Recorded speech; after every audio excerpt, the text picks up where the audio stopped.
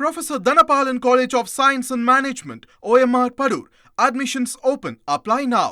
ராமநாதபுரம் அருகே இயற்கை எரிவாயு குழாயில் திடீரென உடைப்பு ஏற்பட்டு கேஸ் கசிந்த சம்பவம் பரபரப்பை கிளப்பியுள்ளது. இது தொடர்பான முழு விவரங்களோடு இணைகிறார் நமது செய்தியாளர் சோனைமுத்தன்.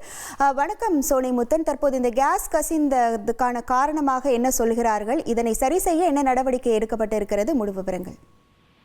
வணக்கம். அதாவது ராமநாதபுரம் அருகே இருக்கக்கூடிய ஒரு கிராம பகுதியில இயற்கை எரிவாயு குழாயில் உடைப்பு ஏற்பட்டு அதனுடைய கசிவானது மேலேறி அதில் இருக்கக்கூடிய தண்ணீர் கொப்பளித்து வரும் காட்சி பரபரப்பை ஏற்படுத்தி இருந்துச்சு. இது குறித்து தீயணைப்புத்துறை மற்றும் ONGC தகவல் அளித்த அடிப்படையில் தற்போது சரி செய்யும் பணியான நடைபெற்று வருகிறது.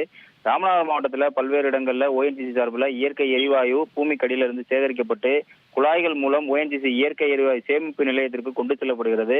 அதன் அடிப்படையில் அங்கிருந்து குழாய் மூலம் பல்வேறு இடங்களுக்கும் கொண்டு சென்று சில மக்களுக்கும் பரிமாறப்பட்டு வருகிறது.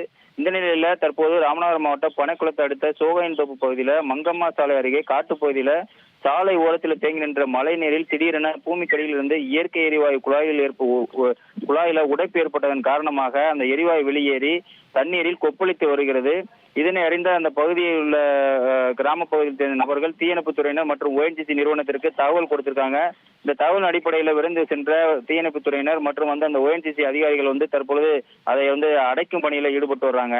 அதாவது அந்த பூமிக்கடியில ஏற்பட்டிருக்கக்கூடிய அந்த செல்லக்கூடிய அந்த ONGC பைப்பை அந்த பகுதியில் இருக்கக்கூடிய JCB இயந்திரம் ஏதோ இடித்ததாக தெரிகிறது. இதன் அடிப்படையிலேயே இந்த பைப்ல உடைப்பு ஏற்பட்டு இந்த கசிவானது ஏற்பட்டிருக்கிறது என்று முதல்கட்ட விசாரணையில் தெரிய வந்திருக்கிறது.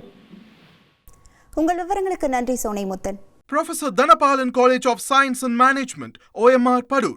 Admissions open. Apply now.